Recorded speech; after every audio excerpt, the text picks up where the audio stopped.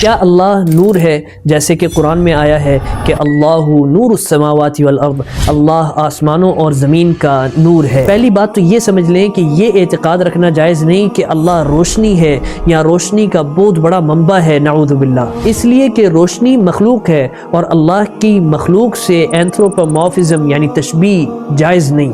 لیس کمثلہ شیء، اللہ کے جیسا کوئی نہیں۔ اور ایک وجہ یہ بھی ہے جو تفسیر مظہری میں لکھی ہے کہ لفظ نور کا ذات باری تعالیٰ پر حقیقی اطلاق اس لیے نہیں کیا جا سکتا کہ یہ نور یعنی روشنی مادی ہے اور عوارض مادیات میں سے ہے، اور اللہ تعالیٰ مادہ، جسم اور عوارض سے منزہ اور پاک ہے۔ اللہ نور ہے، اس کا مطلب یہ ہے کہ اللہ ہادی ہے، ہدایت دینے والا ہے آسمان اور زمین والوں کو۔ یہی ابن عباس، انس بن مالک رضی اللہ عنہم اور اکثر مفسرین کا قول ہے۔ مطلب یہ ہوا کہ اللہ آسمان اور زمین والوں کو نور ایمان کی طرف ہدایت دینے والا ہے۔ اب خلاصہ لے لیں کہ نور اللہ کی صفات متشابہات ایمبیگوس ایٹریبیوٹس میں سے ہے۔ اللہ کو نور کہنا اہل سنت کے نزدیک ثابت ہے، مگر مخلوق یا مادہ جیسا نور نہیں۔